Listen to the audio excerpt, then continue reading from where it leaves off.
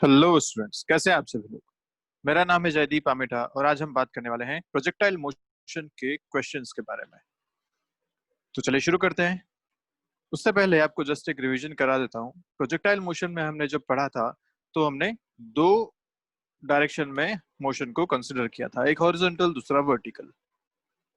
जब आपने you speed से एंगल थीटा विद ग्राउंड किसी पार्टिकल को प्रोजेक्ट किया तो हमने बोला कि हॉरिजॉन्टल इनिशियल स्पीड जो थी वो यू कॉस थीटा थी और ये स्पीड मोशन में पूरे टाइम किसी भी पोजीशन पे हमेशा कांस्टेंट रहती थी। जबकि वर्टिकल इनिशियल स्पीड थी यू साइन थीटा और वर्टिकल में एक्सेलरेशन था माइनस जी, जिसकी वजह से वर्टिकल स्पीड लगातार चेंज होती थी। अच्छा, टॉप पॉइंट पे जाके वर्टिकल स्पीड जीरो हो जाती थी, सिर्फ हॉरिजॉन्टल स्पीड ही वहां मिलती थी। उसके बाद हमने ट्रेजेक्टरी इक्वेशन पढ़ी, y equal to x tan theta minus g x square by two you square cos square theta. फिर हमने रेंज, मैक्सिमम हाइट और टाइम ऑफ फ्लाइट की बात करी। इन सब के हमने फॉर्मूलाज देखे। टाइम ऑफ फ्लाइट का फॉर्मूला था two u sine theta by g, range था u square sine two theta by g और हॉरिजॉन सॉरी एच था, मैक्सिमम हाइट थी u square sine square theta by two g. हमने इनके maximum values भी देखी कि रेंज कब मैक्सिमम होती है, जब थीटा 45 डिग्री होता है, और जब रेंज मैक्सिमम होती है तो हाइट कितनी अटेन करता है, आर मैक्स बाई 4 के बराबर। अच्छा, हाइट कब मैक्सिमम होती है, जब आप उसे बिल्कुल वर्टिकली ऊपर फेंके, मतलब थीटा 90 हो, और इस टाइम पे रेंज कितनी हो जाएगी, जीरो हो जाएगी। अच्छा, मैंने इन दोनों को भी रिलेट किया था कि अगर एक पर्सन मैक्सिमम रेंज जो फेंक सकता है वो थी आर, और अगर वही पर्सन दूसरी बार में मैक्सिमम हाइट पे फेंकना चाहे तो वो है एच, तो दोनों का रिलेशन क्या आया था, h equal to r by two. मतलब जितनी रेंज वो मैक्सिमम फेंक सकता है उसकी हाफ हाइट तक ही वो मैक्सिमम ऊपर फेंक सकता है। ये सारी बातें हमने करी थी। ठीक है, तो चलिए उनसे रिलेटेड कुछ क्वेश्चंस हैं, जल्दी से सॉल्व करते हैं। रेंज में हमने एक बात और देखी थी कि थीटा और 90 माइनस थीटा दोनों ही एंगल पे रेंज सेम होती थी। चलिए, तो पहला क्वेश्चन आपका इसी से रिलेटेड है, जल्दी से देखते हैं। If a body A of mass m is thrown with velocity v at an angle 30 degree to the horizontal, and another body B of same mass is thrown at an angle 60 degree to the horizontal, the ratio of range of A and B will be। अब यहाँ पे वैसे mention करना चाहिए था कि जो B है उसे भी सेम स्पीड से फेंका है, पर चलिए हम यहाँ पे कंसिडर कर लेते हैं कि सेम स्पीड से फेंका है, क्योंकि इसके अलावा हम नहीं देख पाएंगे रेंज कैसा होगा। तो सेम स्पीड से अगर फेंका है और सिर्फ एंगल का डिफरेंस है, तो हमें पता है कि ये दोनों एंगल मिलके 90 डिग्री बना रहे हैं। मतलब अगर एक थीटा है तो दूसरा 90 माइनस थीटा है, और ऐसे केस में रेंज बराबर होती है, तो हम सीधा सीधा अपना आंसर यहाँ पे टिक कर सकते हैं, डी ऑप्शन, विच इज 1:1। दोनों की रेंज सेम होगी। अच्छा सोचो, यहाँ पे मास अलग अलग दिया हुआ होता तो क्या फर्क पड़ता है क्या। जैसे इसका मास m दे रखा है और b का मास लेट्स से दे देते 2m, ये सेम मास की जगह 2m दे देते, तो कोई फर्क पड़ता है क्या रेंज पे? नहीं। आप ध्यान दो कि पूरे फॉर्मूलाज जो हमने पढ़े उसमें मास का कहीं कोई मेंशन नहीं है। तो ये जो मोशन हम सारा पढ़ रहे हैं वहां मास कहीं भी बीच में नहीं आ रहा, सिर्फ और सिर्फ मोशन देख रहे हैं, उसका एक्सेलरेशन कैसा है, उसकी वेलोसिटी कैसी है। तो बात ध्यान रखिएगा कि चाहे हमने जो फर्स्ट में मोशन इन 1D पढ़ा था या अभी जो मोशन इन 2D पढ़ रहे हैं, जब तक एयर रेजिस्टेंस की बात नहीं आती तब तक मास का कोई रोल यहाँ पे नहीं आता। क्लियर है बात? तो आप चाहे एक छोटा सा ऑब्जेक्ट फेंके चाहे बहुत बड़ा ऑब्जेक्ट फेंके, अगर सेम स्पीड से सेम एंगल में फेंका है तो रेंज भी इन दोनों की सेम मिलने वाली है। चलिए आगे बढ़ते हैं। क्वेश्चन है, it was calculated that a shell when fired from a gun with a certain velocity at an angle of elevation 5 pi by 36 radians. ठीक है, यहाँ पे थीटा जो है वो डिग्री में ना दे के रेडियन में दे रखा है। Okay, should strike a given target. ठीक है, तो इन्होंने बोला कि अगर पूरी कैलकुलेशन इन्होंने कर ली थी, एक ऑब्जेक्ट को अगर किसी स्पीड से इस एंगल पे फेंकेंगे तो ये जो टारगेट इन्होंने यहाँ बना रखा है इसको ये हिट कर देगा, ऐसा इन्होंने कैलकुलेशन कर ली थी। आगे बोला, इन actual practice it was found that a hill just intervene the trajectory. मतलब यहाँ पे एक हिल बीच में आ गई जो कि इस ट्रेजेक्टरी को इंटरवीन कर रही है, मतलब ये ऑब्जेक्ट अगर यहाँ से प्रोजेक्ट किया जाएगा तो जस्ट यहाँ पे टकरा जाएगा, अपने टारगेट को हिट नहीं कर पाएगा। ओके, तो इन्होंने क्वेश्चन पूछा है कि at what angle of elevation should the gun be fire to hit the target.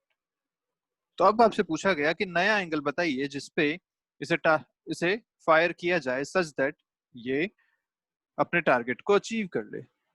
तो सीधा सा हिसाब है, टारगेट को अचीव करना है मतलब क्या रेंज सेम करनी है हमें। यस, रेंज सेम करनी है, मतलब दूसरा एंगल कौन सा हो सकता है, 90 माइनस थीटा के बराबर। तो अब आप इसे प्रोजेक्ट करेंगे 90 माइनस थीटा पे, तो ये वहां पे पहुंच जाएगा। अब इसका कुछ ऐसा होगा और ये यहाँ पे आराम से पहुंच जाएगा। इस बार जो हिल है वो इंटरवीन नहीं कर पाएगी। तो 90 माइनस थीटा आपको फाइंड करना है, यहाँ रेडियन में है, रेडियन में 90 को लिखा जाता है पाई बाई 2, माइनस थीटा आपको दे रखा है 5 पाई बाय 36। सॉल्व करेंगे तो आएगा 18 pi minus 5 pi by 36 which is 13 pi by 36 radians. Answer is option D. बहुत आसान सवाल। चलिए नेक्स्ट देखते हैं। A ball of mass m is thrown vertically upward। Vertically ऊपर फेंका है मतलब एंगल कितना हो गया, 90 डिग्री। क्लियर है बात। Another ball of mass 2m is thrown at an angle theta to the vertical। इस बार एंगल आपको वर्टिकल से दे रखा है, ये बात भी ध्यान रखिएगा, at an angle theta to the vertical. हमने जो भी सवाल किए हैं, जो भी हमने फॉर्मूलाज पढ़े हैं, उसमें थीटा हॉरिजॉन्टल से लिया गया था। Okay, both of them stay in air for the same period of time. चलिए ये भी ठीक है, दोनों जो हैं वो सेम पीरियड ऑफ टाइम के लिए हवा में है। बोला गया the heights attained by the two are in the ratio.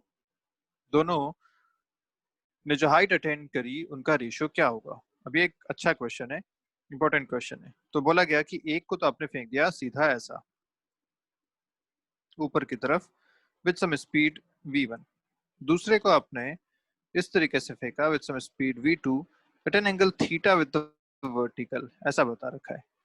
ठीक है, और बोला गया कि दोनों का टाइम ऑफ फ्लाइट जो है वो सेम है, टी दोनों के लिए सेम है, क्योंकि यहाँ लिखा गया है ना दोनों, both of them stay in air for the same period of time। Stay in air मतलब टाइम ऑफ फ्लाइट आपको दे रखा है, दोनों का सेम। चलिए देखते हैं टाइम ऑफ फ्लाइट का फॉर्मूला क्या था, याद आया आपको, T equal to 2u sine theta by G. Remember ये फॉर्मूला था। और आपसे पूछा क्या गया यहाँ पे, the heights attained by the to.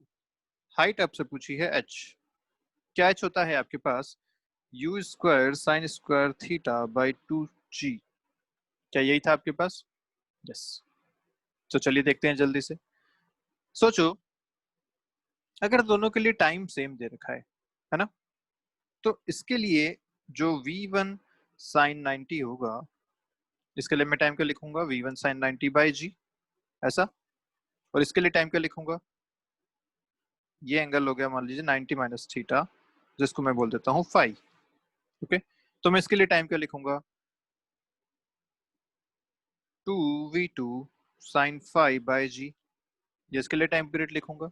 और बोला है कि दोनों के लिए टाइम पीरियड सेम है, मतलब मैं ऐसा लिख सकता हूँ ना कि v1 sine 90 is equal to v2 sine phi, क्योंकि g से g कैंसिल हो रहा है, 2 से 2 कैंसिल हो रहा है। ठीक है, यहाँ तक बात समझ में आ गई। अब आप ध्यान से देखो तो हाइट में भी क्या ये u साइन थीटा वाला फैक्टर बन रहा है ना। मैं इस फॉर्मूला को एज इट इज कैसे लिख सकता हूँ, h equal to you square sine square theta by 2g है ना, इसे मैं ऐसा लिखता हूँ। यहाँ से अगर मैं लिखना चाहूँ u साइन थीटा तो क्या लिखूंगा, t इंटू जी बाई 2, इसको मैं यहाँ डाल देता हूँ। तो t इंटू जी बाई 2 का whole square divide by 1 by 2g। यहाँ से मैं एक बात समझ में आती है कि जो h है इज प्रोपोर्शनल टू टाइम का स्क्वायर। यहाँ से एक बात समझ में आ रही है कि जो हाइट है वो टाइम के स्क्वायर के प्रोपोर्शनल है। और अगर दोनों का टाइम ऑफ फ्लाइट सेम है तो क्या मैं सीधा सीधा कह सकता हूँ कि दोनों की मैक्सिमम हाइट भी सेम होगी, क्योंकि इस पूरे इक्वेशन में आपको सिर्फ g और बाकी कांस्टेंट दिख रहे हैं। तो प्रोपोर्शनलिटी हम सीधा देख सकते हैं, हम रेशियो सीधा ले सकते हैं। और जब बोला गया है कि दोनों का टाइम सेम है तो सीधा सीधा कह सकते हैं कि दोनों ने जो हाइट अटेन की होगी वो भी सेम होगी। तो ये बात बहुत इंपॉर्टेंट थी यहाँ पे कि जब दो ऑब्जेक्ट्स सेम टाइम के लिए हवा में रहते हैं तो यस दोनों सेम हाइट भी अटेंड करते हैं। ये एक इंपॉर्टेंट बात है यहाँ पे। ठीक है।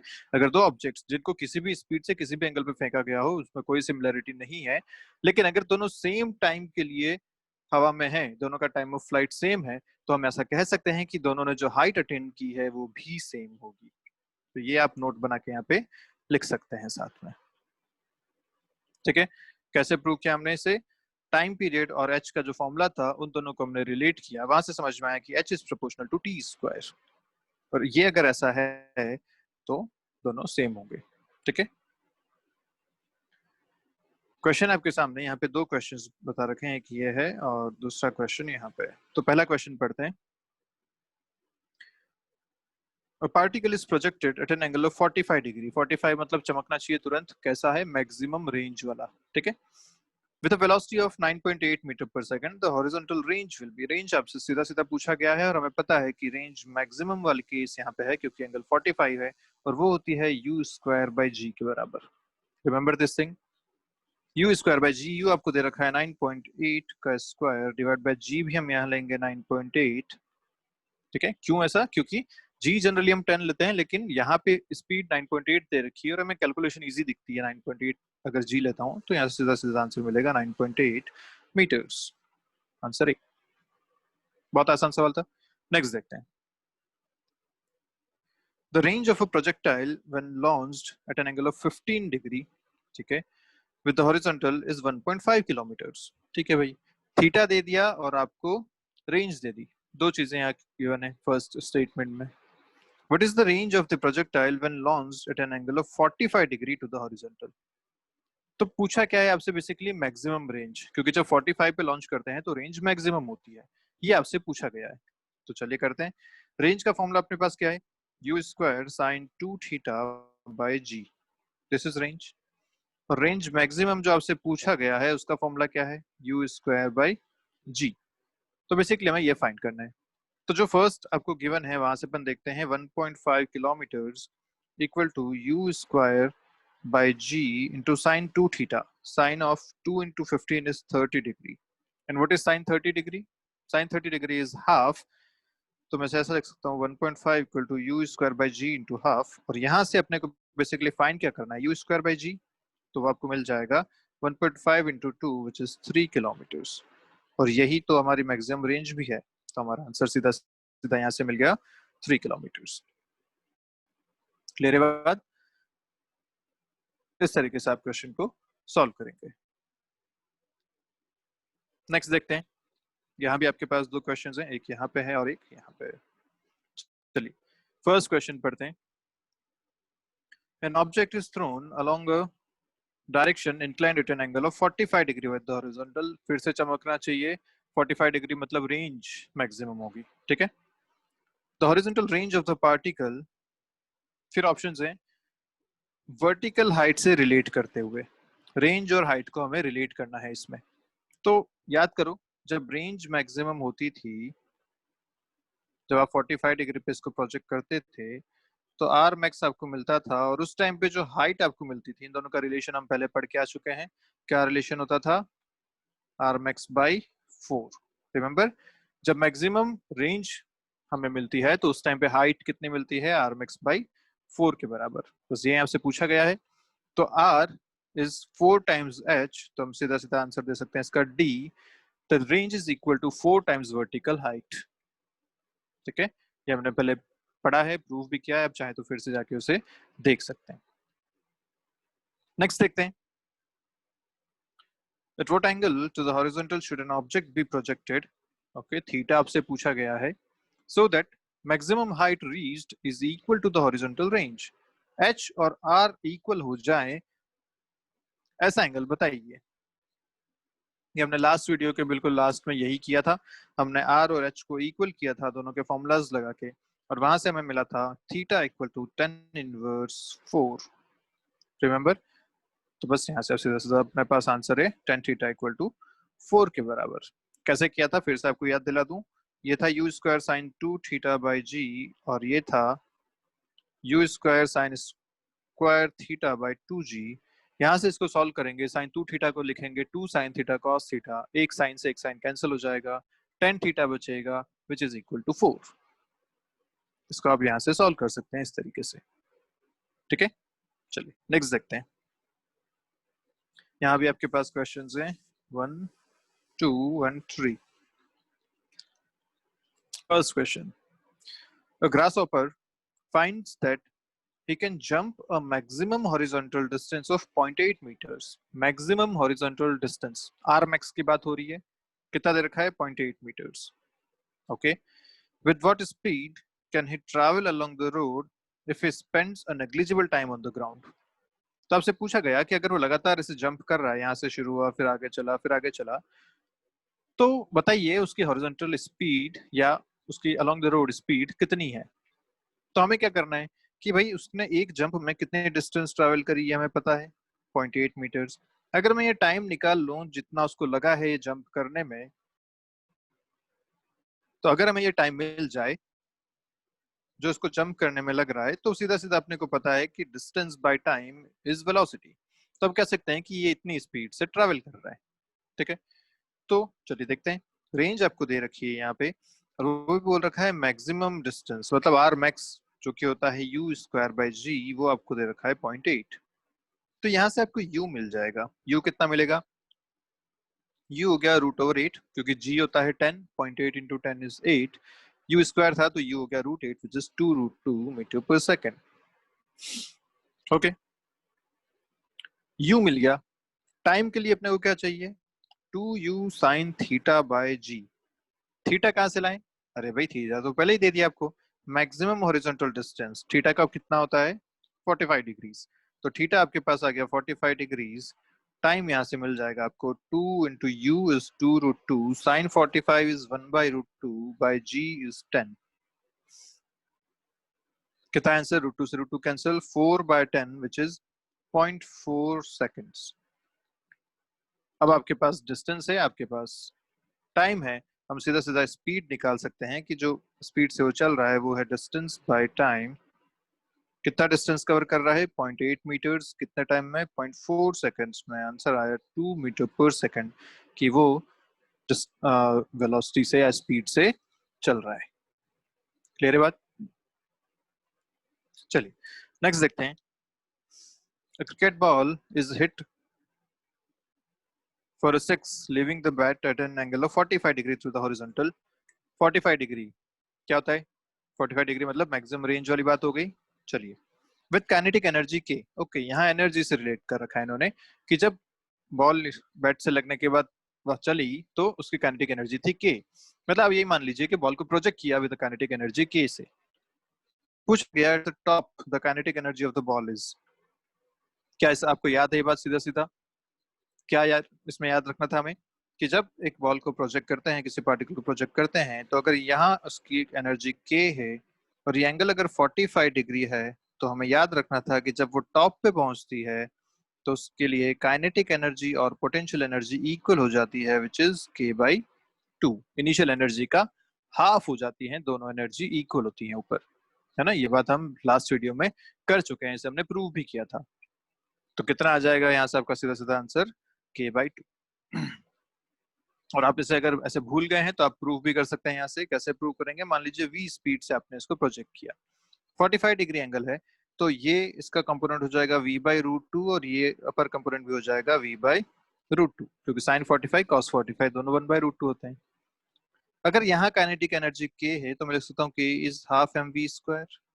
ओके, अब जब ये ऊपर पहुंच जाएगा तो इसके पास सिर्फ एक कंपोनेंट होगा वेलोसिटी का विच इज हॉरिजॉन्टल, जो हमेशा सेम रहता है, v/√2 रहेगा। अब अगर ऊपर मुझे काइनेटिक एनर्जी लिखनी है k1, तो मैं क्या लिखूंगा? हाफ m v/√2 का स्क्वायर, और 1/√2 का स्क्वायर होता है आपके पास हाफ, तो 1 ये हो जाएगा k/2। ठीक है, तो आप ऐसे भी इसे प्रूव कर सकते हैं अगर आप वो चीज भूल गए हैं कि 45 डिग्री पे जब प्रोजेक्ट करते हैं तो टॉप पे kinetic is equal to potential होती है। तो यहाँ से भी आप इसको ऐसा प्रूव कर सकते हैं। चलिए नेक्स्ट देखते हैं। The greatest height to which a man can throw a stone is h। कितना मैक्सिमम ऊपर फेंक सकता है? h ऊपर फेंक सकता है। तो पूछा गया the greatest distance to which he can throw will be. अगर वो ऊपर h फेंक पा रहा है तो कितना डिस्टेंस, कितना दूर वो फेंक पाएगा, ये आपसे पूछा गया। रिमेंबर, दो अलग अलग मोशन में हमने कंपेयर किया था आर मैक्स और एच मैक्स को। क्या रिलेशन आया था? रिलेशन हमारे पास आया था r max equal to 2 times h max, या h max equal to r max by 2, ये हमने लिखा था वहां पे। तो यहां से आपको रिलेशन मिल गया 2h के बराबर, कि अगर वो h हाइट ऊपर फेंक पा रहा है तो डिस्टेंस फेंक पाएगा 2h के बराबर। ठीक है, रिलेशन लास्ट वीडियो में हमने लास्ट में डिस्कस किया है, आप चाहें तो फिर से यहाँ पे देख सकते हैं। देखते हैं next question. A particle is thrown with a speed u at an angle alpha with the horizontal, ठीक है, u दे दिया, एंगल दे दिया। When the particle makes an angle beta with the horizontal, its speed will be। अच्छा question है। ऐसा एक projectile motion है, यहां से इसको जब u पे प्रोजेक्ट किया तो एंगल था अल्फा। बोला गया कि अब किसी टाइम पे जब ये एंगल बीटा बना रहा है विद हॉरिजॉन्टल, तो बताइए इस टाइम पे इसकी वेलोसिटी कितनी है, ये v कितना है, ये आपसे पूछा गया है। बीटा कोई भी एंगल हो सकता है, मैंने इसको यहाँ बना दिया, ये कहीं भी हो सकता है, कैसा भी हो सकता है।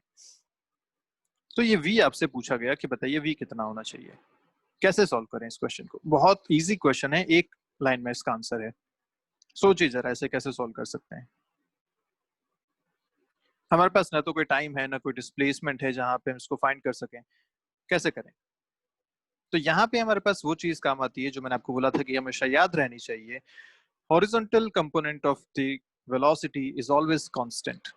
तो जो कंपोनेंट यहाँ पे है which is u cos alpha, वही कंपोनेंट यहाँ भी होगा, क्योंकि horizontal कंपोनेंट कभी चेंज नहीं होता। और यहाँ मैं इसका कंपोनेंट लिख सकता हूँ v cos बीटा, इसका मतलब u cos alpha is equal to v cos beta. बस क्वेश्चन सॉल्व। आपको यहाँ से v फाइंड करना है, v आप लिख सकते हैं यहाँ से u cos alpha divided by cos beta. ऐसा कोई ऑप्शन नहीं है, लेकिन वहां पे sec दे रखा है और हमें पता है कि 1 बाई cos इज sec, तो ये हो जाएगा sec ऑफ बीटा। खत्म, ये आपका आंसर आ गया, ऑप्शन बी। तो देखिए एक बात ध्यान अगर हमें रही तो एक क्वेश्चन आसानी से सॉल्व हो सकता है। अदरवाइज इस क्वेश्चन में फंस जाएंगे कि कैसे फाइंड किया जाए, ना कोई डिस्प्लेसमेंट है ना कोई टाइम है, हम वेलोसिटी कैसे लिखें यहाँ पे। ठीक है, चलिए आगे बढ़ते हैं। क्वेश्चन आपके सामने ये है कि if r is the range of a projectile on a horizontal plane, ठीक है, and h its maximum height, okay, the maximum horizontal range with the same velocity of projection is। चलिए देखते हैं क्या क्वेश्चन कह रहा है ये। क्वेश्चन इसने बोला कि अगर रेंज है r, मैक्सिमम हाइट है h, तो पूछा गया कि r max बताइए, r max कितना होगा। तो r max मतलब थीटा 45 डिग्री हो जाता है, और उसके लिए आपको r max पूछा गया है। अब अगर अपने पास यहाँ पे u के टर्म्स में होता तो अपन सीधा सीधा आंसर दे देते u स्क्वायर बाई जी के बराबर। लेकिन ऑप्शंस देखिए, ये सारे ऑप्शंस r और h के टर्म्स में है, तो बेसिकली हमें u square by G find करना है, लेकिन r और h के टर्म्स में। तो चलिए करते हैं, क्या करें। r का फॉर्मूला अपने पास पता है, होता है u square sine 2 theta by g, और h का फॉर्मूला होता है आपके पास u square sine square theta by 2g। Clear है? अब क्या किया जाए, तो अपन क्या करते हैं, यहाँ से दोनों का रेशियो ले लेते हैं। r बाई एच अगर मैं करूं तो मिलेगा, देखो यू स्क्वायर कैंसिल हो जाएगा, साइन 2 थीटा में आपको मिलता है 2 साइन थीटा कॉस थीटा, जी और जी भी कैंसिल हो गए, इधर आपके पास बचा साइन स्क्वायर थीटा, और जो नीचे 2 है वो ऊपर आ जाएगा यहाँ पे ऐसा। तो ये आपके पास आया 4 tan थीटा। ठीक है, r बाई एच आपको मिला 4 tan थीटा, या मैं ऐसा लिख सकता हूँ कि tan theta is equal to r by 4h, ये आपको मिल गया यहाँ से। ओके, अब अगर मुझे tan थीटा मिल गया है और मुझे ये एक्सप्रेशन पता है, इस एक्सप्रेशन में अगर मैं साइन थीटा को रिप्लेस कर दूं आर और एच की टर्म में, तो मुझे यहाँ से यू स्क्वायर बाई जी मिल जाएगा। क्या मिलेगा, देखो यहाँ से अगर मैं यू स्क्वायर बाई जी लिखना चाहूँ तो मैं लिखूंगा 2h bye sine square theta, ये लिख सकता हूँ।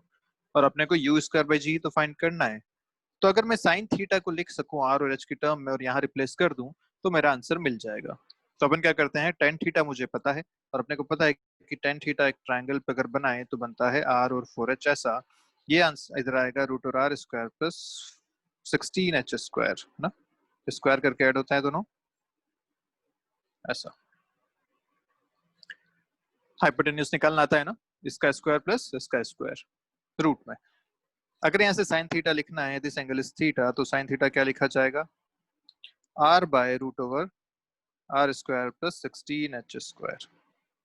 अब साइन स्क्वायर थीटा जो है होगा वो हम यहाँ पे सब्स्टिट्यूट कर देते हैं, तो लिखेंगे u square by G equal to 2h divided by sine square theta हो जाएगा r square by R square plus 16h²।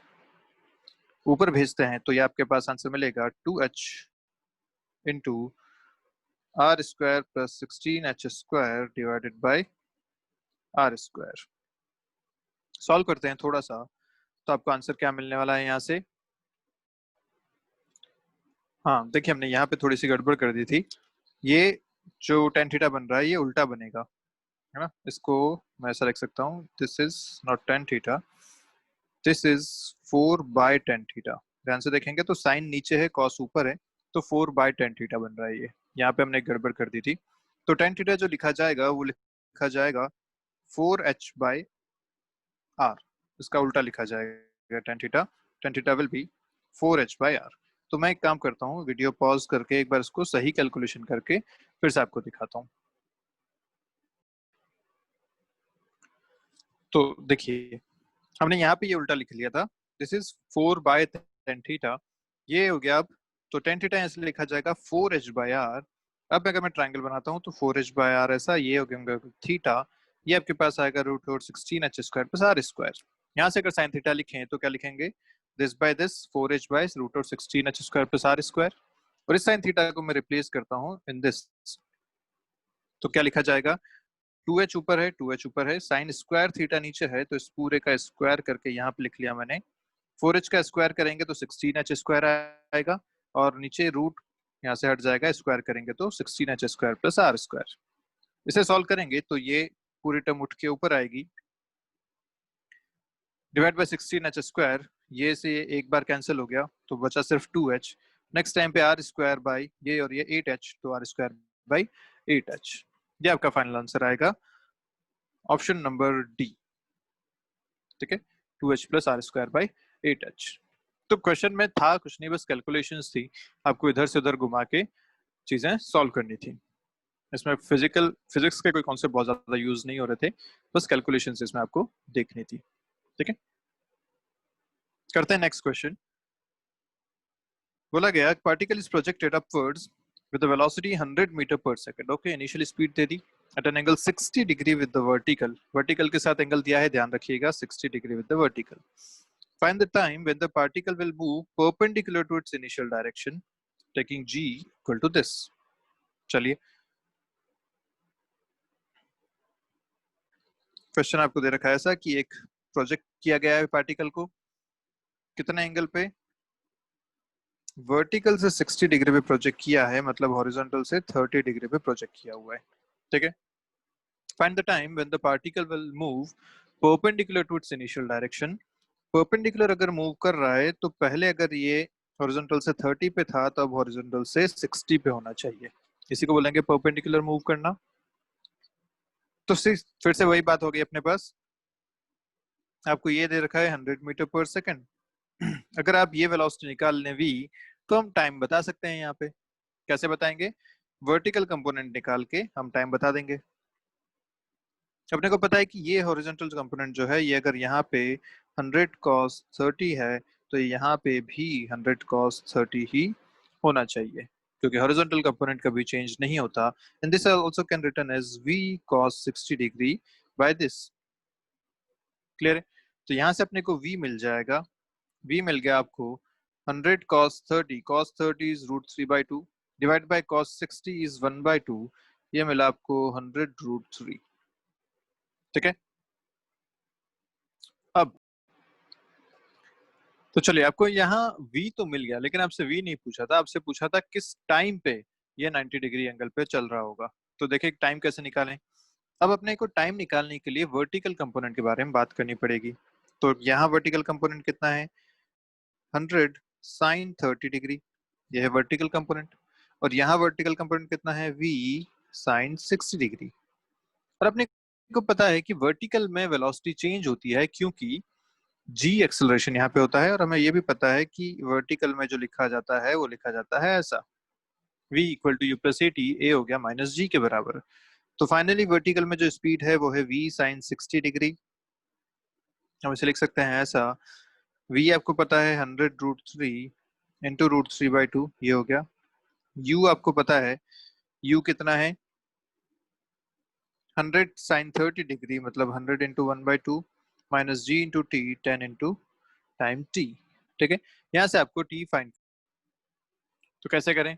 अच्छा देखो, यहाँ पे v में एक नेगेटिव साइन भी आएगा क्योंकि अभी डायरेक्शन नीचे की तरफ है, तो एक नेगेटिव साइन इसलिए आ जाएगा। यहाँ से आपके पास टाइम मिलेगा, अगर इसको थोड़ा सॉल्व करें तो ये हो जाएगा लगभग 150 इक्वल टू, ये हो जाएगा 50 और ये हो जाएगा 10t। सॉल्व करें तो आएगा 10t इक्वल टू 200 या t इक्वल टू 20। ये आपका फाइनल आंसर आ जाएगा कि 20 सेकंड बाद ये दोनों आपस में परपेंडिकुलर चल रहे होंगे। क्लियर है बात?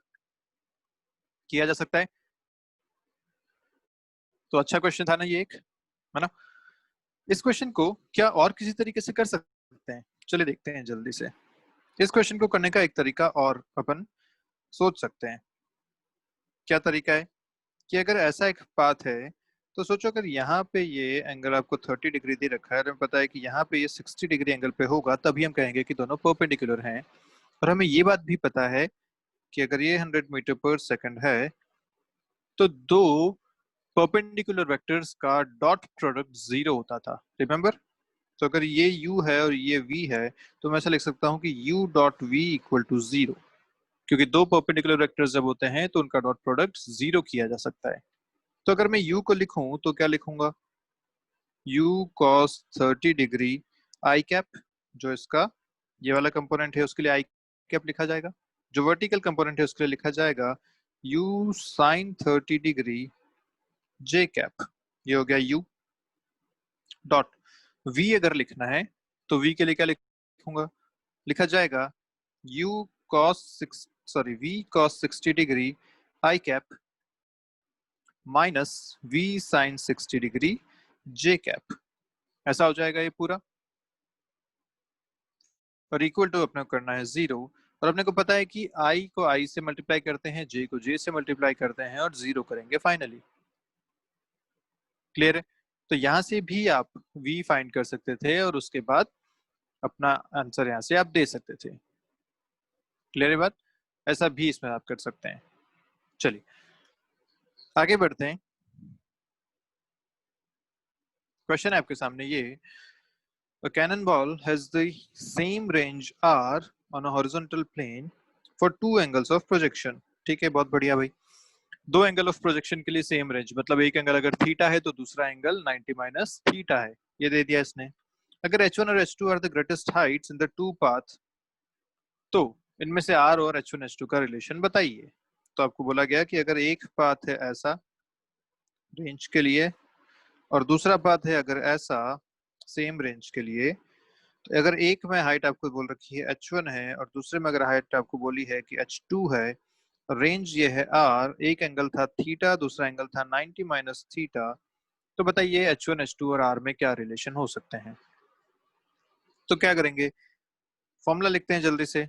h1 का अगर फॉर्मूला लिखेंगे तो लिखेंगे u square sine square theta by 2g। h2 का अगर फॉर्मूला लिखूंगा तो लिखूंगा u square sine square 90 minus theta by 2g। इसको अगर सॉल्व करें तो sine 90 minus theta is cos theta, तो ये हो जाएगा u square cos square theta by 2g। पक्की बात? अब रेंज का फॉर्मूला अपने को पता है, रेंज का फॉर्मूला क्या होता है? u square sine 2 theta by g, ये भी अपने को पता है। अब अगर ध्यान से देखो तो चारों ही ऑप्शन में h1 इंटू h2 ये है और उसके ऊपर पावर्स लगी हुई है। जैसे फर्स्ट में पावर 1 है, सेकंड में रूट में है, थर्ड में क्यूब रूट में है और फोर्थ में 1/4 इसकी पावर है। तो ध्यान से अगर देखो तो मैं h1 और h2 को अगर मल्टीप्लाई करता हूं तो क्या मिलेगा? You square into you square, you की पावर 4 मिल रही है अपने को, बाकी सारी चीजें तो आगे है ही, पर यू की पावर अगर चेक करूं तो यू की पावर 4 मिल रही है, जबकि मुझे रेंज में यू की पावर कितनी चाहिए? u की पावर चाहिए 2, तो सीधा सा हिसाब हो गया। अगर मैं इसका रूट ले लूंगा तो मुझे यू स्क्वायर मिल जाएगा। तो अपना आंसर सीधा यहाँ पे लिख सकते हैं, this root of h1 and h2। अब इसको अगर पूरा सॉल्व करना है तो वो भी हम कर लेते हैं, पर सिर्फ आंसर मानने के हिसाब से हम u की पावर देख के आंसर यहाँ पे दे सकते थे। चलिए पूरा सॉल्व अगर इसे करें तो क्या लिखा जाएगा, h1 इंटू h2 करते हैं। h1 इंटू h2 आपको मिलेगा u power 4 sign square theta cos square theta bye 4g, ये आपको मिलेगा। अब इसको अपने को कन्वर्ट करना है साइन 2 थीटा की टर्म्स में, क्योंकि वहां पे रेंज है। तो साइन 2 थीटा में अगर मैं इसको लिख दूं ऐसा, मल्टीप्लाइड बाय 4 डिवाइडेड बाय 4, अगर मैं ऐसा करता हूं तो देखो क्या मिलेगा, sign square theta cos square theta और 4। क्या मैं ऊपर वाली पूरी चीज को, अगर इसको हटा दे नीचे, ऊपर वाली पूरी चीज को लिख सकता हूँ 2 साइन थीटा कॉस थीटा का होल स्क्वायर, ऐसा लिखा जा सकता है। 2 का स्क्वायर 4 साइन स्क्वायर थीटा और कॉस स्क्वायर थीटा, ऐसा हो गया। और जो ब्रैकेट में है वो है क्या, बेसिकली वो है साइन 2 थीटा, तो इसका स्क्वायर बाई 16g स्क्वायर, नीचे भी 2g, नीचे भी तो 4g स्क्वायर हो जाएगा ना जब मल्टीप्लाई हुआ, और ये u की पावर 4 चल रहा है यहाँ पे, ऐसा। तो ये आपके पास आया h1 इंटू h2। अब यहाँ से आपको समझ में तो आ ही रहा है कि हमें इसका रूट लेना चाहिए, तो r आपके पास हो जाएगा रूट ओवर h1 h2। अगर रूट h1 h2 फाइंड करें तो क्या मिलता है, u square sine 2 theta by 4g। Clear है बात, यहाँ से आपको आंसर मिल जाएगा। इस 4 को हम इस तरफ ट्रांसफर कर देंगे तो आंसर आएगा 4 times root h1 h2 equal to u square sin 2 theta by g, which is nothing but r। तो ये आपका आंसर आ जाएगा यहाँ से। ठीक है, इतना कुछ करने की जरूरत नहीं थी, हमने u की पावर से ये सीधा सीधा आंसर बता दिया था कि यार h1 h2 की पावर यहाँ पे हाफ होनी चाहिए, तभी u की पावर मैच कर पाएगी। ठीक है, चलिए नेक्स्ट देखते हैं। A particle is projected from point A with velocity u, okay, at an angle alpha with the horizontal। ठीक है भैया, अल्फा पे प्रोजेक्ट किया, स्पीड u पे, पॉइंट दे रखा है a, okay. In its parabolic path at point P, the particle is moving at right angles to its initial direction of the projection. The velocity at P is, बहुत आसान सवाल हो गया ना, अभी हमने किया था। क्या सवाल है कि भाई ऐसा एक प्रोजेक्टाइल है, इसमें अगर ये यहाँ से चलना शुरू हुआ और किसी पॉइंट P पे ये राइट एंगल पे है, अभी 90 डिग्री पे है इसकी इनिशियल वेलोसिटी से, मतलब ये एंगल कितना होना चाहिए, जो एंगल वहां है उसका 90 माइनस। और अगर यहाँ आपको वेलोसिटी पूछी है v, तो सीधा सीधा हम फाइंड कर सकते हैं हॉरिजॉन्टल कंपोनेंट इक्वल करके। तो यहाँ कंपोनेंट है u cos अल्फा, वहां कंपोनेंट है v cos of 90 minus alpha. दोनों को अगर बराबर करें तो आएगा u cos alpha equal to v times cos of 90 minus alpha. cos of 90 minus alpha is sin alpha, तो यहाँ से आपको v मिलेगा u cos alpha by sin alpha which is cot alpha. तो u cot alpha is your final answer, है ना। Same question फिर से हो गया, ये हॉरिजॉन्टल कंपोनेंट को हमें इक्वल करना है। नेक्स्ट, इस क्वेश्चन में आपसे पूछा गया कि projectile can have range r for the two angle, yes same range r theta और 90 माइनस थीटा भी मिल सकती है। इस बार आपसे टाइम के बारे में पूछ लिया। अभी हमने जो लास्ट क्वेश्चन किया था उसमें h1 और h2 था, दोनों हाइट के बारे में पूछा था। यहाँ पे बोला कि अगर दोनों में टाइम t1 और t2 है तो उनका रिलेशन बताइए r से। चलिए देखते हैं, T1 और T2 का रिलेशन अपने को चाहिए, T1 इंटू T2, सारे ऑप्शन ऐसे ही हैं। तो टाइम क्या लिखा जाएगा, T1 लिखा जाएगा 2u sine theta by ji, T2 लिखा जाएगा 2u sine of 90 minus theta by g, है ना। Sine 90 minus theta is cos theta, तो हो जाएगा 2u कॉस थीटा बाई जी, ऐसा हो गया। अगर मैं T1 इंटू T2 करता हूँ तो क्या मिलेगा, देखिए u स्क्वायर तो बन ही रहा है, sign theta into cos theta भी बन रहा है, और हमें जब रेंज चाहिए तो उसमें भी आता है u square sine 2 theta by G, and this sine 2 theta is nothing but sine theta into cos theta. ऐसा ही तो एक रिलेशन बनता है, और पावर यहाँ भी 1 1 है सब जगह। तो सीधा सा हिसाब है कि जो T1 इंटू T2 बन रहा है, this T1 in into T2 is proportional to R, क्योंकि sin थीटा cos थीटा इधर भी बन रहा है और यहाँ भी हमें वही चाहिए। ऐसे ही ये u और u मल्टीप्लाई होकर भी u स्क्वायर यहाँ बन रहे हैं और यहाँ भी हमें u स्क्वायर चाहिए। तो पूरा सॉल्व करने की जरूरत नहीं है, आप सिर्फ पावर्स चेक कर लीजिए। पावर्स चेक करके हम बता पा रहे हैं कि T1 इंटू T2 जो है वो सीधा सीधा प्रोपोर्शनल टू R आ जाएगा। कोई कांस्टेंट, कोई फैक्टर्स 2 या 4 इधर उधर हो सकता है, पर प्रोपोर्शनलिटी के केस में हम सीधा सीधा यहाँ पे जवाब इस तरीके से दे सकते हैं। चलिए क्वेश्चन आपसे नेक्स्ट पूछा गया, A ball is thrown from a point with a speed v0 at an angle of projection theta। ठीक है भाई, v0 से फेंका थीटा पे, from the same point at the same instant, okay, same instant पे same point से a person starts running with a constant speed v0 by 2 to catch the ball। तो person भाग रहा है, अगर तो ग्राउंड पे भाग रहा होगा, मतलब हॉरिजॉन्टल डायरेक्शन में वो भाग रहा है। Will the person be able to catch the ball? If yes, what should be the angle of projection? ये आपसे पूछा गया। चलिए, तो इसमें एक बहुत छोटी सी बात हमें ध्यान रखनी है। वो बात ये है कि अगर बॉल ऐसे जा रही है, प्रोजेक्ट की गई और इसका पाथ है, ओके, तो जब यहाँ से प्रोजेक्ट की गई और इसी टाइम पे इसी जगह से एक बंदा भी भागना शुरू होता है ग्राउंड पे, तो बंदा भागेगा ऐसे, इसकी स्पीड दे रखी है v0/2, इसकी प्रोजेक्शन स्पीड दे रखी है आपको v, और पूछा गया कि ये एंगल कितना होना चाहिए थीटा, सच दैट वो उस बॉल को पकड़ ले। अब पहली बात तो क्या ये पूछा गया है कि क्या ऐसा पॉसिबल है कि ये पकड़ ले, तो बिल्कुल पॉसिबल है। क्यों ऐसा मैं कह सकता हूँ? सोचो, बॉल, अगर वो पर्सन बॉल को पकड़ ले, इसका मतलब क्या कि दोनों सेम टाइम पे सेम जगह होने चाहिए, तभी तो कैच कर पाएगा। ठीक है, मतलब दोनों का जो डिस्प्लेसमेंट है हॉरिजॉन्टल डायरेक्शन में वो सेम होना चाहिए, क्योंकि दोनों साथ में शुरू हो रहे हैं, एक ही जगह से शुरू हो रहे हैं, और फाइनली जब वो बॉल को कैच करेगा यहाँ पे, तो वो और ये पर्सन दोनों सेम जगह पे फिर से पहुंच जाने चाहिए। तो मतलब हॉरिजॉन्टल डिस्प्लेसमेंट जो है इनका, वो सेम टाइम में सेम डिस्प्लेसमेंट होना चाहिए।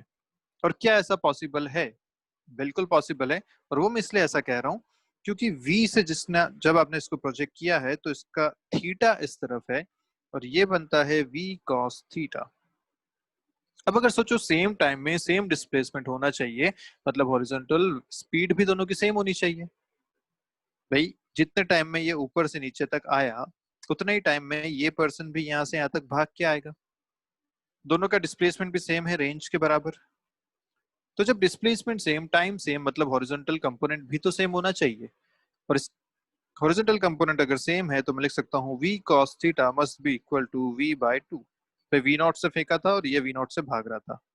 ठीक है, तो v0 cos theta equal to v0/2, ये आपको मिल गया। cos थीटा आपको यहाँ से फाइंड करना है, विच इज हाफ, थीटा यहाँ से आएगा 60 डिग्रीज। तो आप अगर बॉल को 60 डिग्री एंगल पे प्रोजेक्ट करेंगे तो यस, वो बंदा जो उसके साथ साथ भागना शुरू किया है वो उसको जाके वहां पे कैच कर सकता है। अब सोचो अगर ऐसा होता कि आपने इसको प्रोजेक्ट किया v0 से और जो बंदा भागना शुरू किया वो 2v0 से भागना शुरू कर दिया, तो इस केस में क्या वो पकड़ पाएगा किसी भी कंडीशन में? नहीं, इस केस में वो नहीं पकड़ पाएगा। क्यों? क्योंकि भाई v0 का अगर आप कोई भी कंपोनेंट लेंगे इस तरफ, तो आएगा v0 cos theta, and cos theta is always less than और इक्वल टू 1। तो जो ये कंपोनेंट है ये कभी भी v0 से ज्यादा नहीं हो सकता। और आपको बोला गया कि ये जो बंदा है 2v0 से भाग रहा है, तो ये बंदा बहुत जल्दी आगे निकल जाएगा, बॉल तो उसके बाद वहां नीचे गिरेगी, तो ये जल्दी भाग जाएगा आगे तक, बॉल बाद में नीचे गिरने वाली है। ठीक है, तो वो कैच नहीं कर पाएगा। तो यहाँ पे क्योंकि ये v0/2 से भाग रहा था और ये v0 था, v0/2 is less than v0, तो मैंने, इसलिए हम ऐसा कह सकते हैं कि कोई एक एंगल ऐसा बन जाएगा जिसपे ये वैल्यू सेट हो जाएगी। ठीक है, और वो एंगल कितना है? 60 डिग्रीज के बराबर। तो ध्यान रखिए, जब ऐसे कैच करने वाले आते हैं तो हमें डिस्प्लेसमेंट को सेम करना होता है, सेम टाइम में सेम स्पीड के साथ। चलिए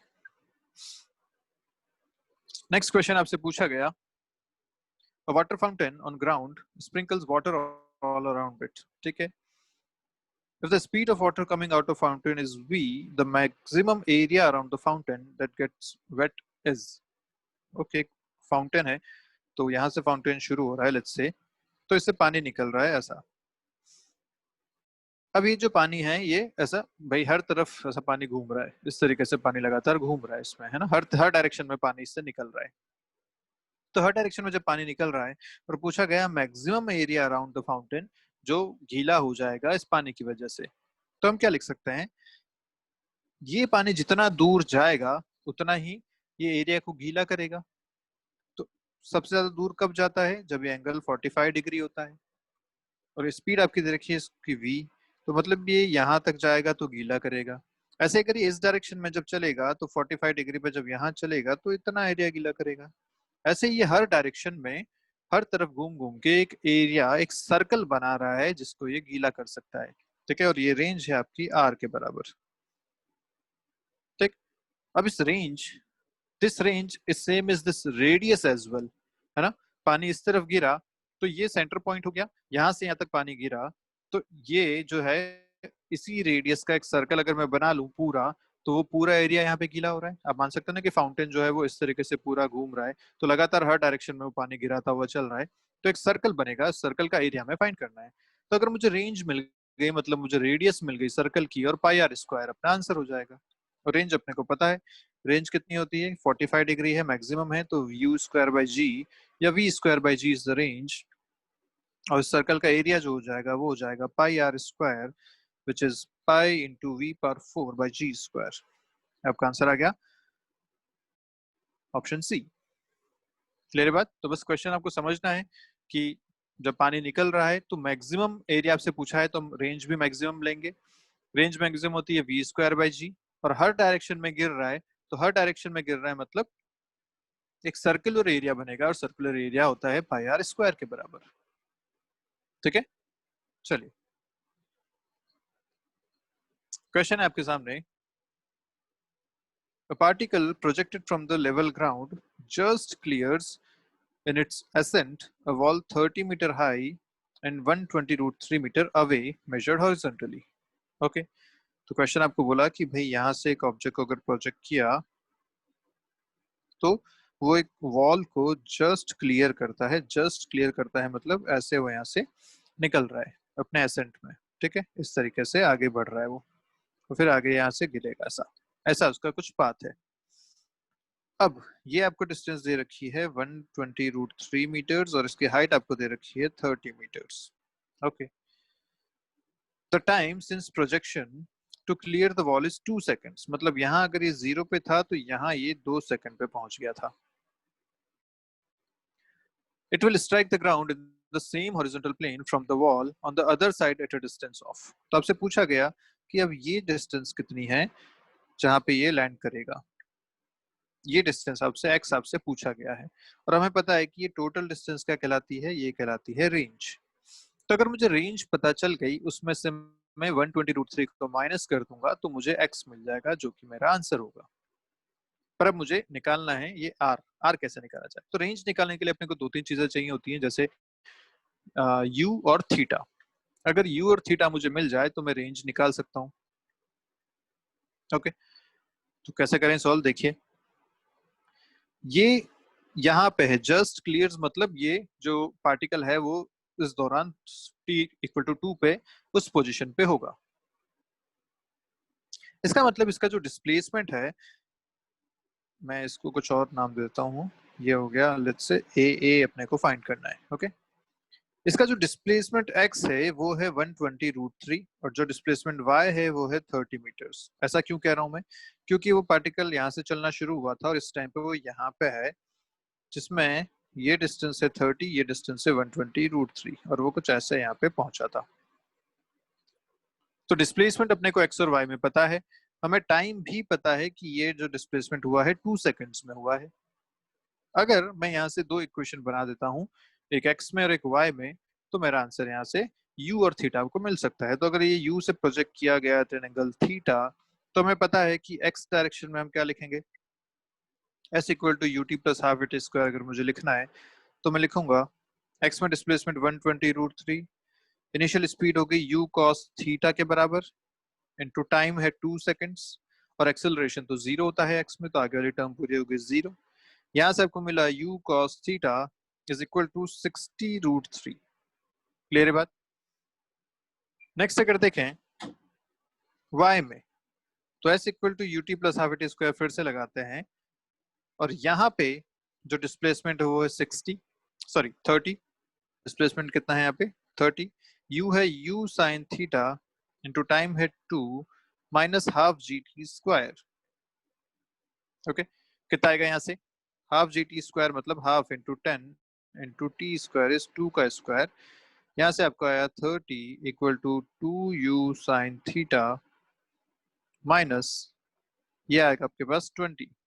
तो यहाँ से u साइन थीटा मिला आपको 25 के बराबर। तो u cos थीटा मिल गया, u साइन थीटा मिल गया, यहाँ से आपको tan थीटा मिल जाएगा, sign theta by cos theta या 25 बाय 60√3। अच्छा चलो tan थीटा की जरूरत ही नहीं है, अपन इसको डायरेक्ट भी कर सकते हैं। डायरेक्ट कैसे करेंगे, आपको अब रेंज निकालनी है। तो रेंज का फॉर्मूला क्या था, याद करो u square sine 2 theta by g, और हमने इसको एक फॉर्मूला और लिखा था 2 times ux into u y by g. Remember this, कैसे लिख लिया था ये, साइन 2 थीटा होता है 2 साइन थीटा कॉस थीटा, तो एक बार u साइन थीटा यहाँ से बनेगा, एक बार u कॉस थीटा यहाँ से बनेगा, और ये दोनों क्या क्या है ux और ui जो भी आपने फाइंड किया हुआ है। बस जल्दी से रख देते हैं। रेंज आपके पास आ गई 2 टाइम्स ux आपको मिला विच is u cos theta 60√3, uy आपको मिला 25/10, ये आपकी आ गई रेंज। सॉल्व करेंगे तो आएगा ये आपके पास 12 इंटू 25 इज 300√3 मीटर्स। आपको चाहिए था a is r minus 120√3 which is 180√3 meters। 300 minus 120 is 180√3 meters। ये आपका हो जाएगा फाइनल आंसर। तो बढ़िया क्वेश्चन था ये। एक क्वेश्चन हम फिर से मैं आपको रिपीट करा देता हूँ एक बार। बोला कि एक पार्टिकल को प्रोजेक्ट किया, कोई इनिशियल स्पीड नहीं दी है, कोई एंगल नहीं दिया है, जस्ट बोला कि प्रोजेक्ट किया। बोला कि ये एक वॉल को जस्ट क्लियर करता है। जस्ट क्लियर करता है मतलब उसका हम पोजीशन वो ले सकते हैं जो वॉल के कोऑर्डिनेट हैं।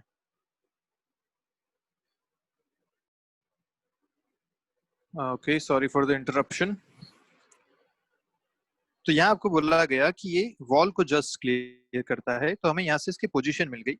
डिस्टेंस हॉरिजॉन्टल में 120√3 और वर्टिकल में मिल गया 30। दोनों पोजीशन मिलने के बाद हमने फॉर्मूला यूज किया, अपने जो मोशन इन्वेंटिंग पढ़ा था, एक्स में अलग वाई में अलग, तो एक्स में यूज किया वाई में यूज किया, वहां से अपन ने दोनों की इनिशियल स्पीड फाइंड कर ली। एक बार इनिशियल स्पीड मिल गई तो हमें रेंज का फॉर्मूला पता था इनिशियल स्पीड को मिला के विच इज दिस, और ये हमने यूज करके रेंज निकाला। एक बार अगर रेंज आ गया उसमें से ये डिस्टेंस माइनस कर दी तो रिक्वायर्ड डिस्टेंस हमें मिल गई। क्लियर है बात। चलिए देखते हैं आज का लास्ट क्वेश्चन। क्वेश्चन क्या कह रहा है, A body is projected obliquely from the ground, obliquely मतलब एक एंगल पे फेंका गया, such that its horizontal range is maximum। पता चल गया एंगल कितना है 45 degree. If the change in its linear momentum as it moves from half the maximum height to the maximum height is p, okay, the change in its linear momentum as it travels from the point of projection to the landing point on the ground will be। अच्छा question है, देखिएगा ध्यान से।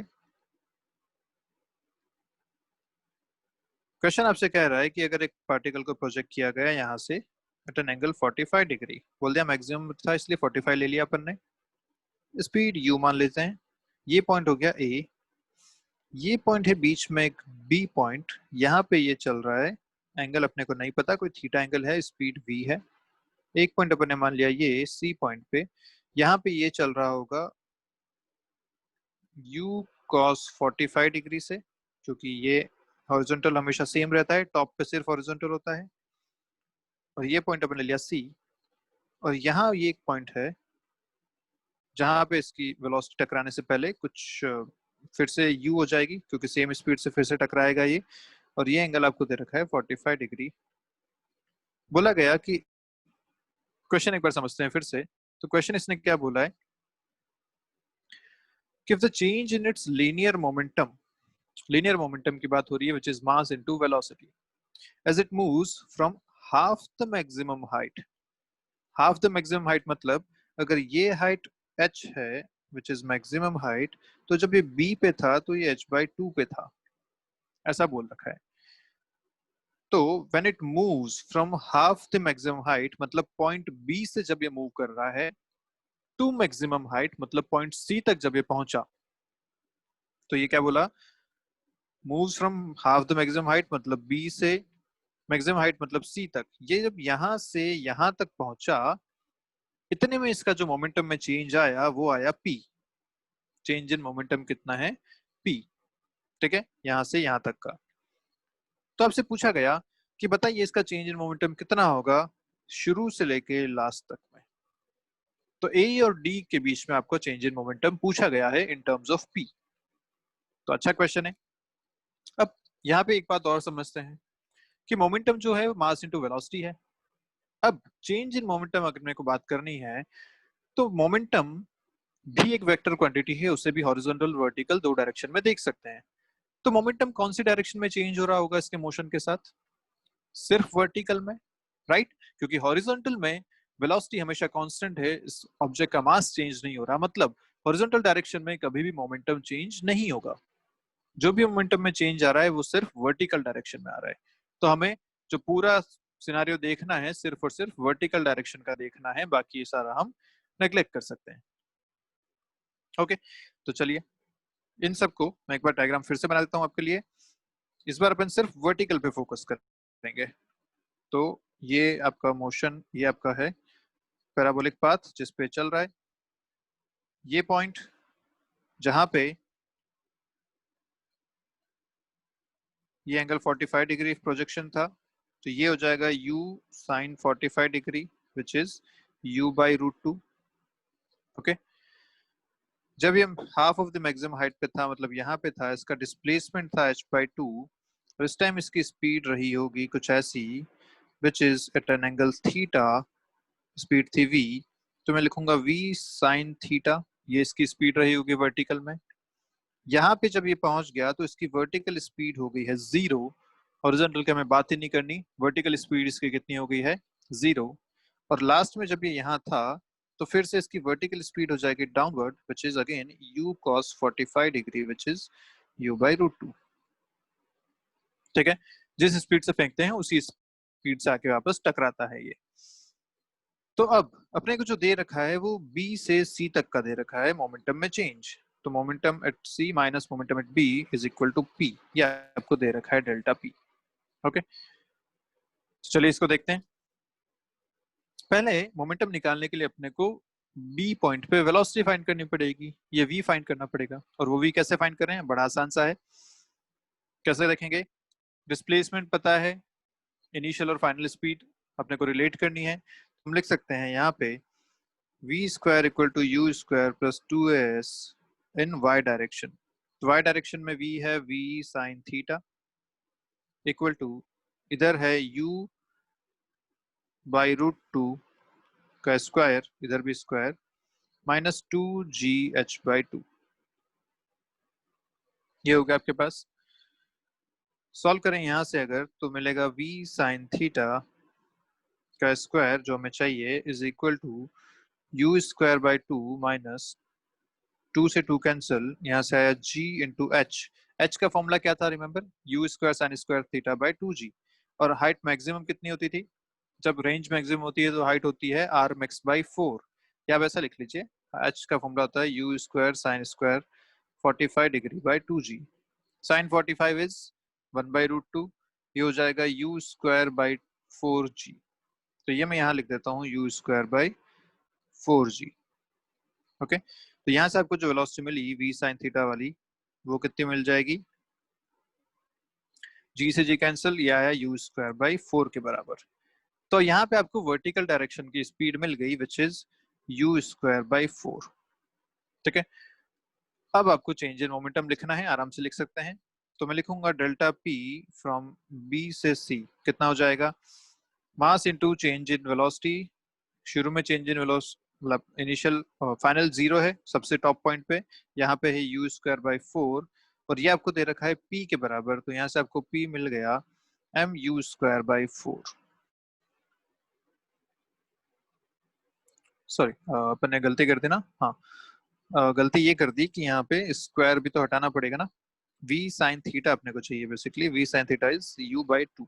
ये square चल रहा था, तो अपने को u/2 ये अपने को यूज करना है। दिस इज u/2 ना, u स्क्वायर नहीं, स्पीड u स्क्वायर कैसे हो सकती है, तो ये हो जाएगा आपके पास u/2 में। यहाँ भी आप यूज करेंगे u/2।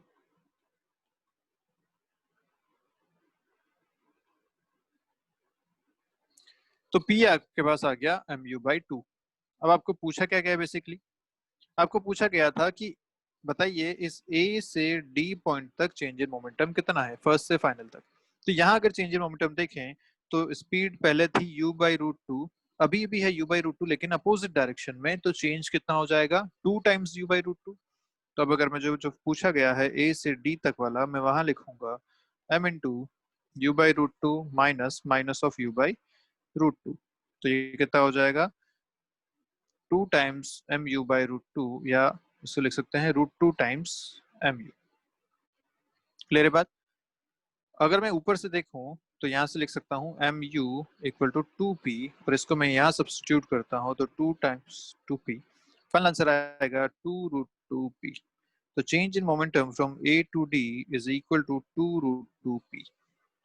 ये आपका आंसर हो जाएगा ऑप्शन डी।